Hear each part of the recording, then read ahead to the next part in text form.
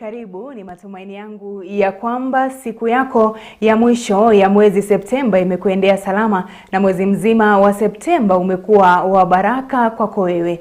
Karibu sana mtazamaji, hizi ni taarifa za Kirk Machweo. Jina langu ni Aidah Munzatsi. Mtazamaji, kumbuka tunakujia moja kwa moja kupitia mitandao yetu ya kijamii Facebook na YouTube ni Kirk TV Kenya.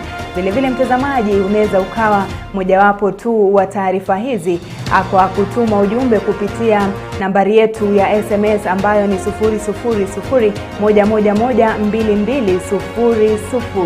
Mtazamaji, karibu. Jina langu ni Aidah Munzatsi. Muungano wa upinzani Azimio la Umoja umesuta serikali kwa kutelekeza majukumu walioahidi wa Kenya watakapochaguliwa. Kinara wa Wiper Kalonzo Musyoka amekashifu utendakazi wa Rais William Ruto, akisema kuwa amekwenda mbio kuangazia masuala ambayo hayahusu maisha ya Wakenya. Kadhalika, Azimio imeshikilia wasiwasi wake kuhusu maamuzi ya Rais Ruto. Chris Sambu anaarifu kwa kina kuhusiana na hotuba aliyoitoa mojawapo wa vinara wa Azimio la Umoja Kalonzo Musyoka. Siku moja baada ya Rais William Ruto kuhutubia bunge la kitaifa, kwenye hotuba yake ya kwanza tangu kuwa rais, uongozi wa upinzani sasa umemkaba, viongozi wa Azimio wakijitokeza kukashifu hotuba aliyotoa. Kinara wa Wiper Kalonzo Musyoka akitaja hotuba hiyo kukwepa masuala muhimu yanayokabili taifa.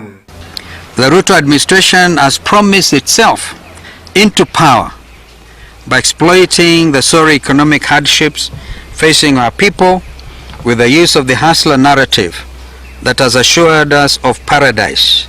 Albeit it is also pertinent to remind ourselves that this regime is a continuation of the previous, sharing both their successes and their failures.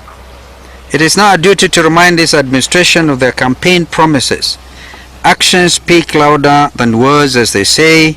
It can never be promises after promises after promises. Kalonzo Musyoka akisema kuwa licha ya kutoa ahadi chungu nzima, Rais William Ruto hajatekeleza lolote kumkomboa Mkenya kutokana na makali ya uchumi. Dear Kenyans, the first campaign promise by the Ruto administration was to the lowering of the cost of living. From day one, all costs associated with basic living have gone up. The price of unga and the cost of electricity are beyond the ordinary mwananchi's reach. These are matters we feel should take preeminence in these early days. Just like there was the rush to subsidize fertilizer on the 19th of September 2022, the same urgency should have first and foremost been applied to the rapidly rising cost of living. Azimio la Umoja sasa ikimsuta Ruto kwa maamuzi yake, na kulingana na Kalonzo Musyoka, swala la mbolea yenye ruzuku linaibua kauli kinzani, akisema kuwa upinzani umeagiza wabunge wake kutathmini bungeni utaratibu uliotumika katika ununuzi wa mbolea hiyo. This fertilizer was procured, when it was procured, and where it was sourced from. We ask, does it meet the Kenya Bureau of Standards, KEBS standards? This administration must therefore make public, because one thing we have done as a country is to open up this country. This administration therefore should make public the procurement process of this fertilizer subsidy. Kadhalika, Kalonzo akikosoa hotuba ya Rais Ruto iliyopendekeza kupunguzwa kwa shilingi bilioni 300 ili kunusuru utumizi wa fedha katika juhudi za kukomboa uchumi wa taifa. The Ruto administration's initiative of utilizing savings for development instead of borrowing is another camouflaged promissory note. To realize the 300 billion shillings from this year's budget is extremely ambitious. We wish to propose austerity measures such as the restructuring of the national debt and the recovering of public funds looted from 2013 to date. Hilo lisitoshe, Azimio sasa imeapa kuita wasaili kikamilifu walioteuliwa kuwa mawaziri, kwani kulingana na Kalonzo ni kuwa uteuzi haukuzingatia sheria. This was not procedurally done on the basis of competencies and personal integrity. We shall direct our MPs to withhold approval of those who do not meet the Chapter 6 threshold of our Constitution. Baada ya kuelezea kutoridhishwa na uamuzi kamili kuhusu uamuzi wa Mahakama Kuu iliyotupilia mbali kesi ya kupinga uchaguzi wake Ruto, Azimio sasa imetoa msukumo na kusuta idara ya mahakama pamoja na tume ya uchaguzi IEBC kwa kutowajibika kisheria. We now know we must reform the Independent Electoral and Boundaries Commission, IEBC, to be able to, perchance, going forward, guarantee our children free, fair, and credible elections. With regards to the judiciary, there can never be justice if our judicial system can be adversely influenced to subvert the rule of law. Muungano wa Azimio One Kenya sasa unasukuma wabunge wake kuibua masuala muhimu katika kikao cha kwanza cha bunge ambayo wanadai Rais William Ruto alikosa kuangazia kwenye hotuba yake. Kinara wa Wiper Kalonzo Musyoka akishikilia kuwa Rais Ruto angali kwenye msimu wa siasa kinyume na kuidhinisha aliyoahidi wa Kenya.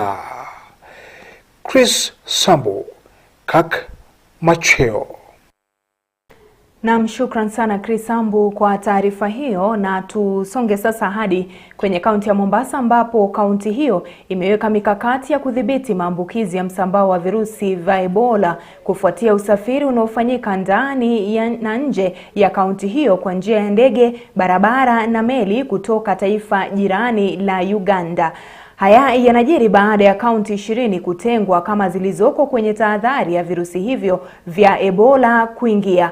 Wizara ya Afya kaunti hiyo ilifanya mkutano na washikadau husika, na sasa ni wazi kuwa iwapo kesi zozote za Ebola zitaripotiwa basi zitakabiliwa. Wakati huo huo, makundi ya wahudumu wa afya yanapitia mafunzo ya kukabiliana na visa vya Ebola iwapo vitaripotiwa kwenye kaunti hiyo.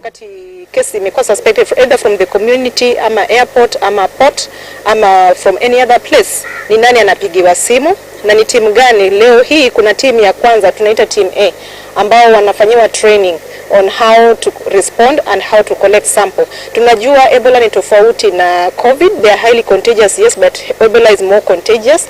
Kwa hivyo ni muhimu sana tuhakikishe kuwa kuna zile protectives ambazo tuko nazo. Tunashukuru wakati COVID ilikuja tulipata kununua nyingi, so tumedistribute kwa sub counties.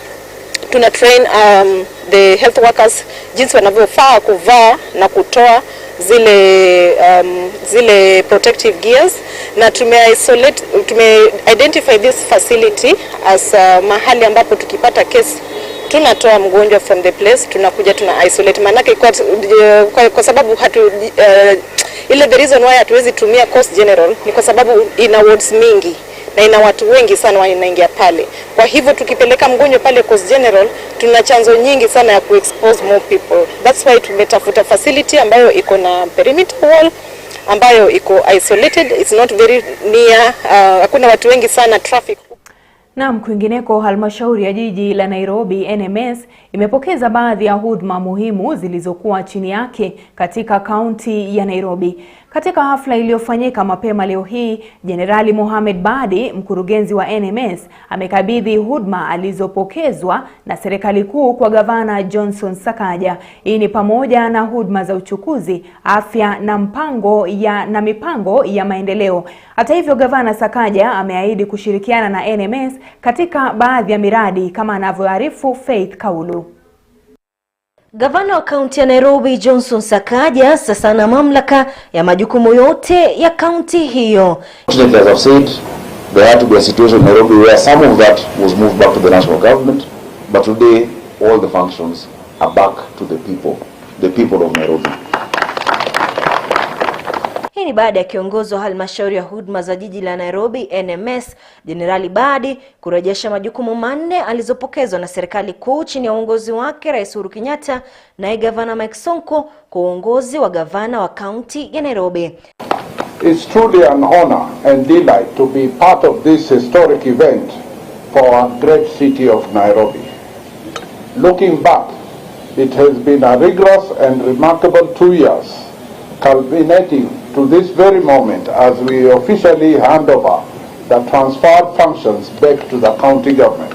Hafla hiyo imefanyika leo hii kwenye ofisi za kaunti ya Nairobi City Hall. Waziri wa Ugatuzi anayeondoka Eugene Wamalwa, mwanasheria mkuu na msimamizi wa shughuli za Ukulu wakihudhuria hafla ya leo.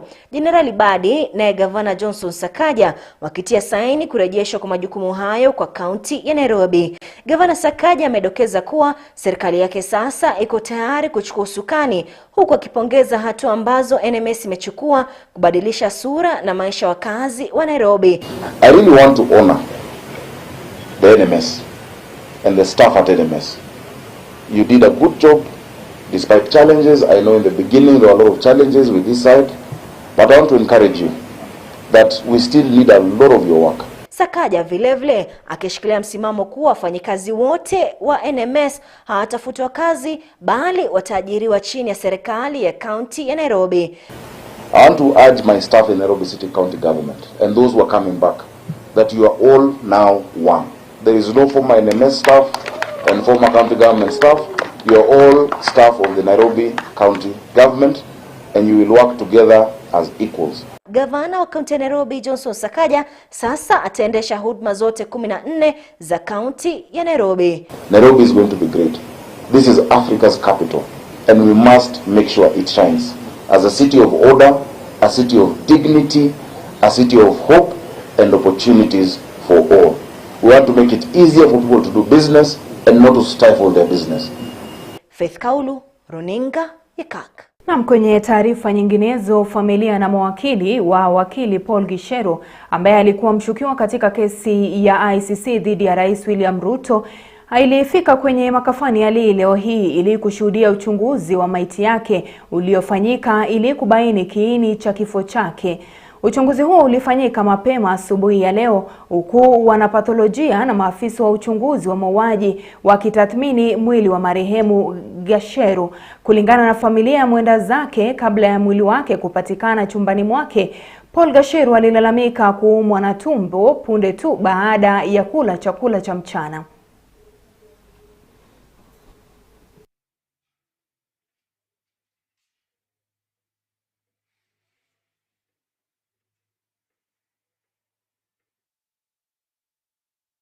Na mtazamaji, tunakwenda mapumziko mafupi, lakini wewe endelea kutegea tu, kwani bado tungali na taarifa nyingi tu za kuweza kukufahamisha ni yapi yaliyojiri siku hii ya mwisho ya mwezi Septemba. Endelea kutegea mtazamaji, tutarejea muda usiokuwa mrefu.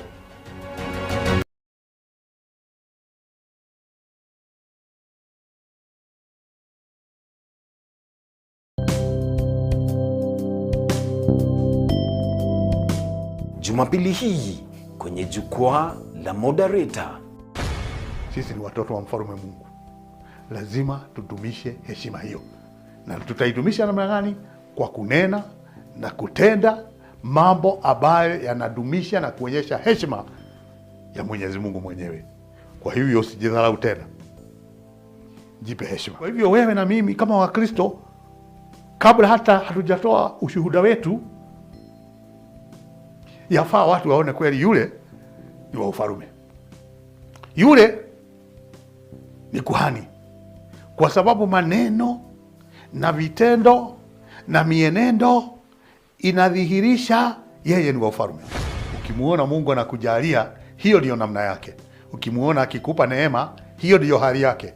Ukiona akiwa mkarimu kwako, anacheza kiyeye, hiyo ndio hali yake. Jumapili hii saa 1:30 kwenye jukwaa la moderator.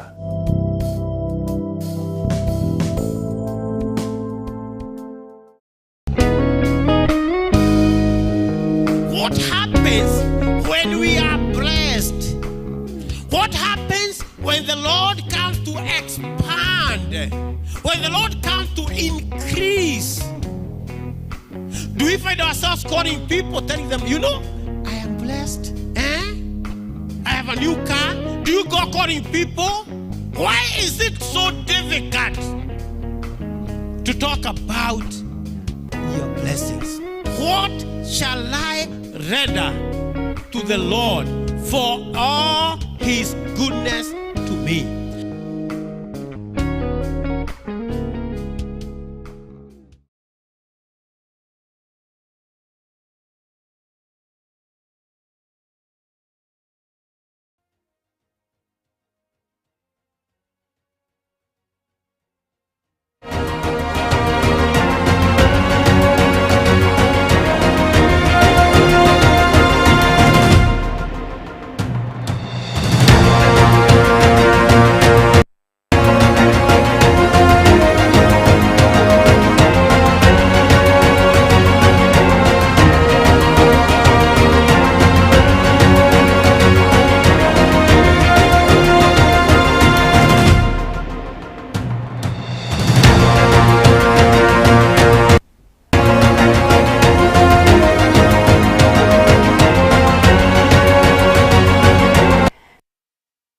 Karibu sana tena kwenye awamu ya pili ya taarifa hizi za Kirk Machweo. Bado tunakujia moja kwa moja kupitia mitandao yetu ya kijamii Facebook na YouTube Kirk TV Kenya. Na mbunge wa Alego Usonga Samuel Atandi amewalaumu maafisa wakuu kwenye serikali ya kaunti ya Siaya kwa kuhusika kwenye kashfa ya ufisadi ya shilingi milioni 400 katika kaunti hiyo kabla ya uchaguzi mkuu. Mbunge huyo sasa anawataka maafisa wote wakuu kujiondoa ofisini hadi pale uchunguzi utakapokamilika, huku akitaka watakaopatikana na hatia kuchukuliwa hatua kali za kisheria. Atandi aidha amemtaja katibu wa kaunti hiyo Joseph Ogutu aliyehudumu chini ya uongozi wake Gavana Cornel Rasanga kama mmoja wa wanaostahili kujiondoa afisini. Mbunge huyo ameahidi kuongoza maandamano ya kuwaondoa maafisa wote afisini. Hii ni iwapo viongozi hao hawatajiuzulu ndani ya wiki moja ijayo. Since the issues of corruption in the county emerged, when you highlighted the money that was lost from the county just 2 to 3 weeks to the general elections, in my view, we need to have a purge at the leadership of the county, more specifically the administration office of the county. And I say that the person who needs to take personal responsibility by stepping aside is the County Secretary, Mr. Joseph Ogutu. I want to reiterate from here, from my office here, that is what must happen. Because you know that the fish begins to rot from the head. In fact, we want to demand that those very officials step aside. They must step aside because the governor has already instituted a team led by Mr. Uko to undertake forensic audit of the financial operations of the county for the last 2 years. Those operations, those forensic audits cannot happen if the very people who perpetuated those malpractices are still sitting in the offices. So we want to urge them once more that they need to step aside. If they don't step aside, then we are going to get them out. Na tukiachana na hayo ya kaunti ya Siaya, sasa wakazi wa eneo la Bondeni wamekumbwa na madhara yanayoletwa na kidimbwi cha maji kilichoko katika eneo hilo. Wakazi hao wameshtaki kwamba kidimbwi hicho kinaleta mbu, uvundo na hata mifugo na watoto kupotelea humo ndani. Wakitekeleza maandamano ya amani kutoa malalamishi hayo, wakazi hao wamemtaka gavana wao Wavinya Ndeti kutatua shida hiyo kwa kufunika kidimbwi hicho angalau kusitisha madhara mengine kutendeka. Wakazi wa eneo la Bondeni wamefanya maandamano ya amani wakitoa malalamishi kuhusu kidimbwi cha maji kilichochimbwa katika eneo hilo kinacholeta madhara mengi. Wamedai kuwa kidimbwi hicho kilichimbwa miaka 5 iliyopita na wahusika kutowajibika kulitunza. Mkazi mmoja amesema kwamba juhudi zao za kuarifu tume ya mazingira nchini ya halmashauri NEMA ziliambulia patupu kwani matakwa yao hayakusikiza. Wametoa kilio kwa serikali ya kaunti yao na kuitaka serikali hiyo kufunika kidimbwi hicho. Kwa majina naitwa Teddy Kigaro, mkaaji wa hapa na businessman around also. Hii shimo tumecomplain, tumeandika, tumesolicit around 500 signatures kwa wakaaji wa hapa na business people. Tumeenda, zimepelekwa hizo barua na signatures to NEMA, Ministry of Health, kila mahali mpaka kwa DO, but no help. 5 years now hii shimo ilichimbwa hapa lakini hakuna msaada tumepata. Wakazi hawa wamedai kwamba kidimbwi hicho kinaleta madhara mengi ikiwemo kudhoofika kwa biashara kutokana na uvundo unaoletwa na kidimbwi hicho, hivyo basi wateja kuepuka mazingira hayo. Pia wamedai kwamba barabara haipitiki kamwe kwani maji hayo hufurika kote wakati wa mvua, basi kuzuia watu kuzuru maeneo hayo kutekeleza biashara. Wanabiashara tumeathirika. Kuna hoteli hapa mingi sana. Moja ni Intalesha. Kuna wateja hapo. Mbu ni mingi. Hii road kijaa maji, shimo ni impossible. Hakuna mteja anaweza pita kienda kwa hiyo hoteli. Wakazi hao pia wamesema kwamba kidimbwi hicho kinavutia mbu wanaoleta magonjwa na hata watoto na mifugo kuzama mle ndani. Wamemtaka gavana wa eneo hilo Wavinya Ndeti kuwapa suluhisho itakayositisha madhara mengi kujiri kutokana na uwepo wa kidimbwi hicho. Wakazi hawa wamedai kuwa iwapo serikali itatimiza ombi lao, watauziba kidimbwi hicho wao wenyewe. Hii uvundo hapa imetuumiza sana, uchafu, watoto wetu wako hapa, sisi tuko hapa. Tunaomba gavana Wafinya mwenye tulichagua na upendo, aje mama kuja atufunikie hii kitu. Ama wenye walichaguliwa wote waje hapa waone vile tunatesekea hapa. Sasa kuna mambuzi zimeingia hapa, zimeozea hapa, mtu anapoteza kitu imetupwa hapo. Waje watusaidie. Tunaomba usaidizi wa serikali. Kwa majina naitwa Tabitha Nzisa, mkaaji wa Bondeni. Sisi tumechoka kama wakaaji wa Bondeni. Sababu hii shimo imetuletea mashida mingi kabla ichimbwe miaka 5. Sasa imetuletea shida ya umbu, watu wakipotea, watoto wakipotea ni hapo. Hata sasa tumeona mpaka mbuzi imetupa pale. Tutakaa kiaje sisi wana Kenya? Hii kitu ifunikwe.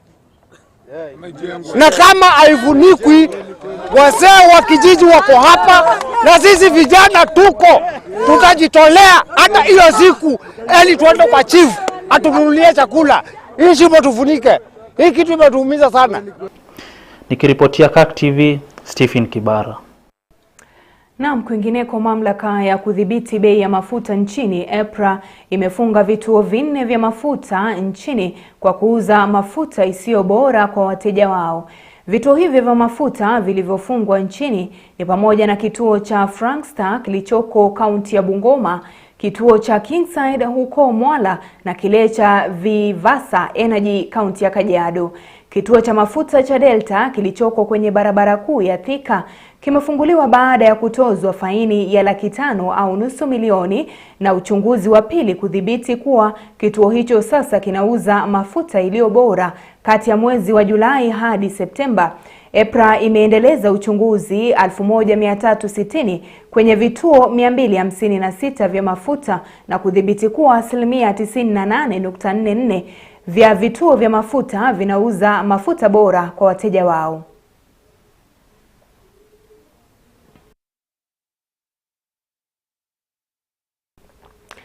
Na mtazamaji, sasa tuelekee viwanjani na ligi kuu ya Uingereza itarejea hiyo kesho baada ya mapumziko ya mataifa, huku timu ya Arsenal na Tottenham wakichuana katika derby kuu ya London ifikiapo saa 8:30. Crystal Palace watachuana na Chelsea, huku Liverpool wakiwaalika Brighton katika uwanja wa michezo wa Anfield mnamo saa 11 jioni. Wikendi itatamatishwa na derby nyingine ya Manchester dhidi ya Man City na Manchester United Jumapili mnamo saa 10 jioni.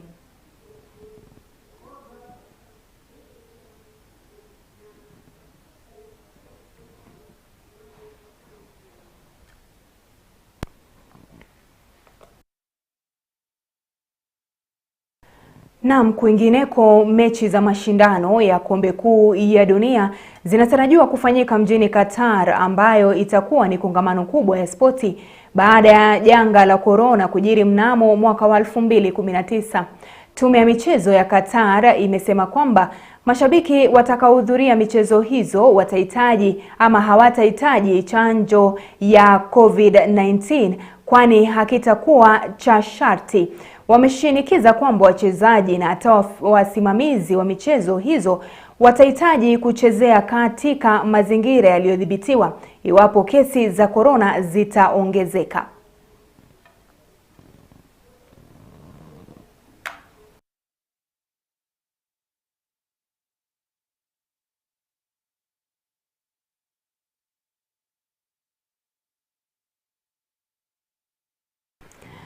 Na mtazamaji, imegonga saa 1 kamili. Ni hayo tu tuliokuwa tumekuandalia.